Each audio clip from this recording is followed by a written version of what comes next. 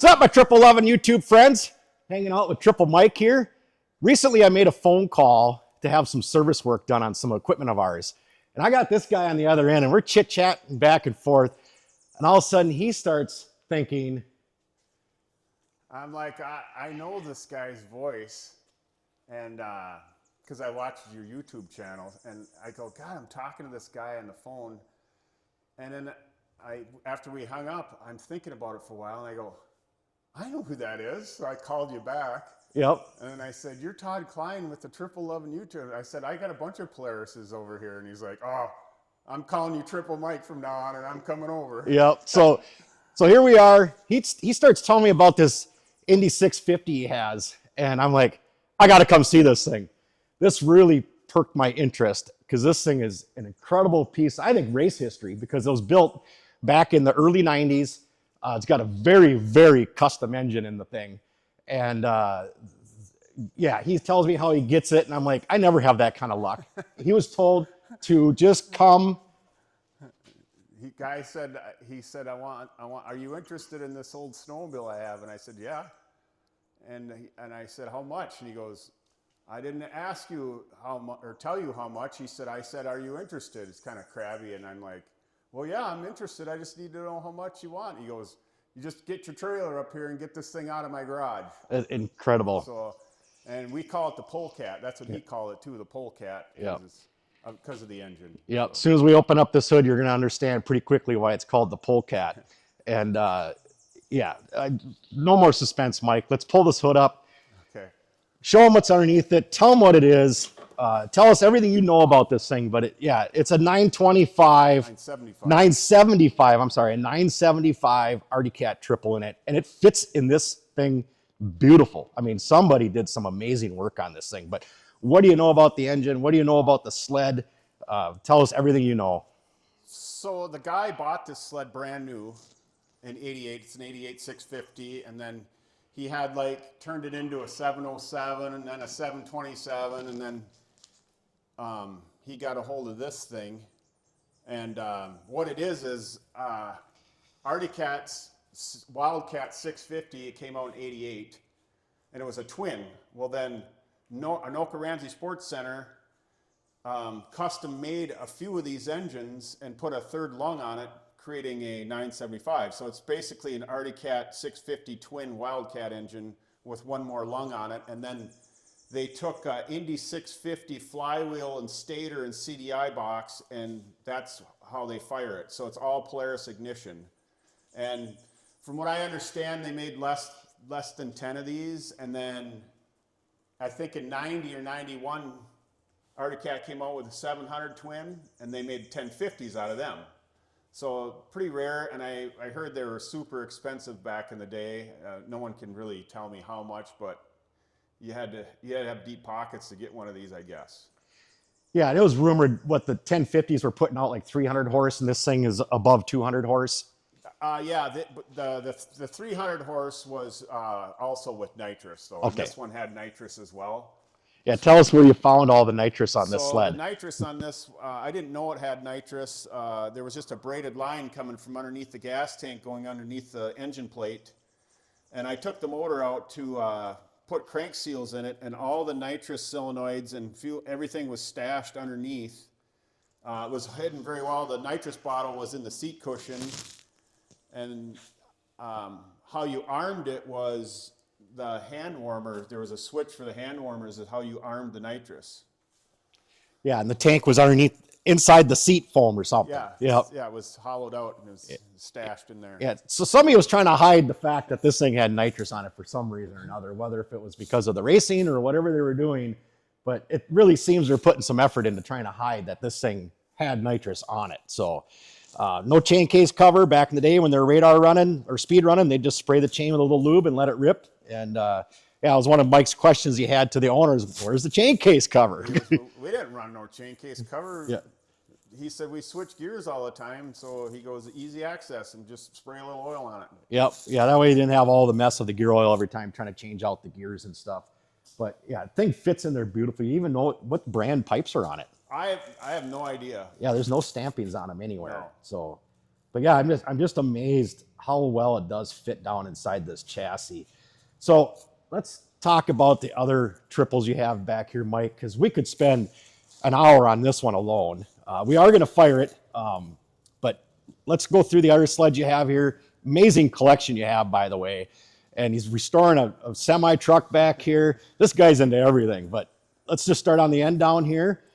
Okay, this one is a 71 Polaris factory racer, 800cc. I was told they made less than 100 of these. I can't confirm that, but people that know a lot more about Polaris than I do say there was less than 100 made. I have, this is all original. It was raced pretty hard.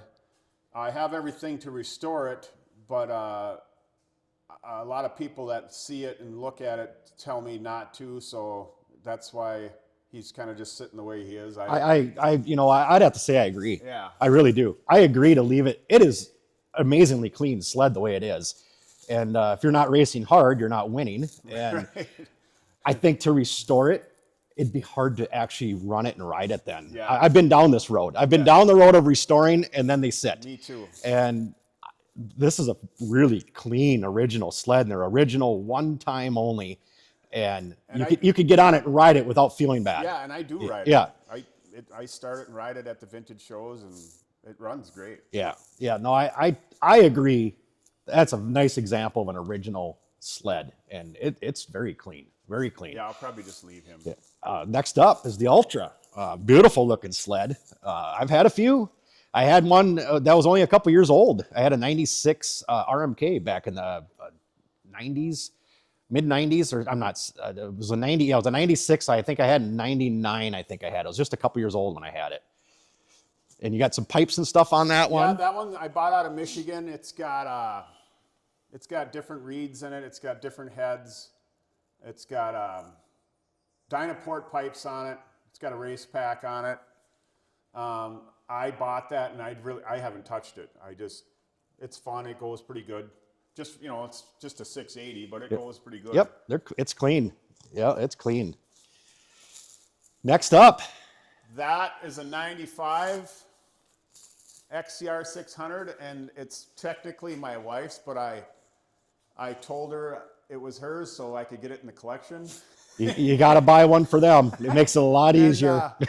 I think she rode it maybe from about here to the end of the driveway. Yeah. But that was my excuse to get it into the collection. I bought that from the original owner who snow checked this brand new. It's got 2,300 miles on it. Very clean and sharp looking sled. Does that have pipes on it yet? No, it's all stock. It's all stock. Yep, nice. And then down here, Centurion. That's a 79 I bought out of St. Cloud. And I did like a cosmetic. I didn't do like a full bolt restoration. I just painted the tunnel and the hood and the skis, and I had a Conrad seat put on it. Mm-hmm. And this one... Cleaned her up. This one has a 84 Indy 600 motor in it. And because I was going to put pipes on the original 500, and the Polaris gurus said the cranks are too weak to handle them, so I put this 84 in here, and it punched at 60 and cut the heads on it and put pipes on it, and it runs really, really hard. Yeah, that looks like a fun ride. Definitely looks like it. I have one. I have a 650, and I mean, it is. Me and Mike were talking on the phone about our two Centurions, and I asked him, I said, so when you take off from a dead stop and just hammer it, do you feel like the twist in the tunnel and everything? He says, oh yeah, one ski's higher than the other ski, and yeah, they are fun. Until you ride one of these sleds, you don't realize just what kind of a hoot they think these things are to actually ride. I was riding on the river back here with it, getting the clutches dialed in, and there's some modern sleds that come cruising by, and I ran them down and blew by them, and I stopped at the tavern to have a beer, and they pulled in, and they go, this guy comes up, he goes, I remember these things were fast, but he goes, they weren't that fast. Yeah. Yeah, I mean, it ain't nothing to top over 100 on these things. Yeah. I mean, and it gets there fast, too. You said you were running some pretty tall gears in this one, too. I got a 25 or 24 top tooth and a 35 bottom. Yeah, this thing got sails along that. It does. River running's a good, and I used to ride the Rum all the time, too. And until you've ridden the Rum River, I don't know if you've ever really ridden then, because it's always a mystery of when you come around a corner if you got open water or if you have ice. Yeah. So it was always fun back in the day running up the rum. Yeah. And then you got one more hidden up against the wall over here. He's just a stalker. That's also a 79, but that's all original stock pipe and everything. Runs great. Just I always bring him along. You know, one of your buddies breaks down or something. He's kind of the lonely sheep. Oh, that's very clean. But yeah, it's very clean looking sled. Nice sled. Yep, very nice. Well, I think you should warm up your arm, because I think we're going to fire these things here in a second, and at least fire what you can. I heard that one run a few minutes ago, and I heard this one run, and I wish there was a way to turn on smell on your TV while you're watching this video, because this thing smells amazing. What fuel do you got in it right now? I think I got some race gas in there from a few years ago, honestly. It still smells really good from a few years ago. So, well, Mike, I think you stretched your arm out long enough to give this thing a Yankee, and let's make some music here in the shop. We'll try.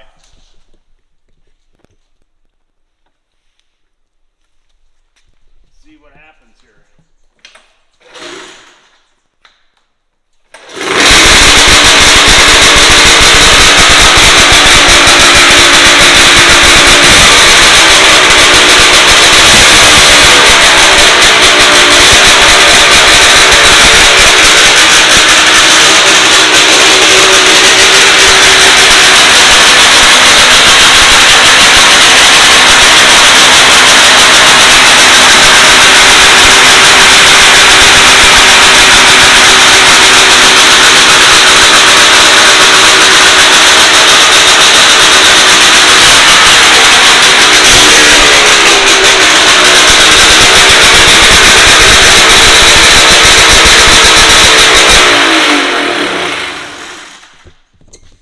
Nothing but awesome there. My God. And they have, I can't explain it, but it's a little different sound than a Polaris. It's more throatier or something.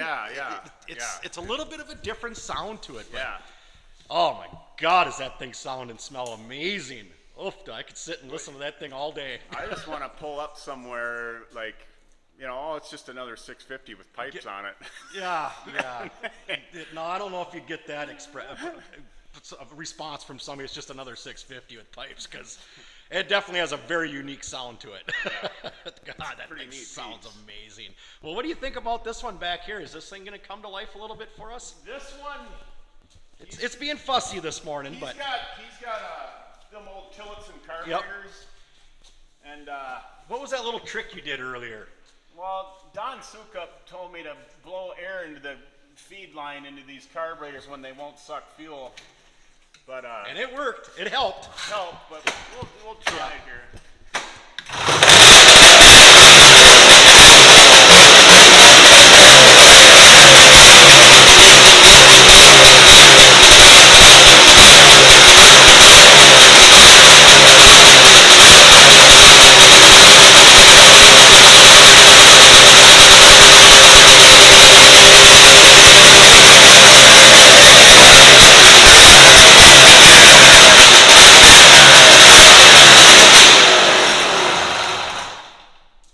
Mike says all original, and it's original because, like you said, it still has the Tillisons on it. Everybody throws the McCoonies on them because it just makes they run easier, start easier, run better. More of a challenge to get the Tillies to behave. But. Yep. But I don't know. I mean, I think it was hitting all three of them. Yeah, I mean, it sounded incredible in here. I don't think I've ran it in 2 years. So Jesus. Pretty good. That sounds awesome. Well, guys, I'm telling you, Mike's collection of sleds here is absolutely amazing. I appreciate you letting us come over this morning and take a look at them. A few years ago, we actually spoke at the Tamarack ride. Mike was asking me some questions about my Ultra, and I'm like, I don't know, I just got it running. So I couldn't answer any of his questions because he was probably asking him about this thing right here. Yeah, so, and I was being honest. I think we literally just got it running, and I'm not too apt to share information if I'm not sure if it's even working quite right, So, but thanks again, Mike. Yeah. We're definitely gonna hang out some more because the other day we got going on the phone. Sound like a couple teenagers going back and forth. I'm like, all right, I just got to come over and see your stuff because we could go on for a day on the phone. But yeah, a couple years, hopefully this year at Tamarack, we got snow and we can actually ride together. So thanks again, Mike. Thanks for showing your sleds off to us. It's an awesome collection. And thanks for watching, everybody. See you in the next video.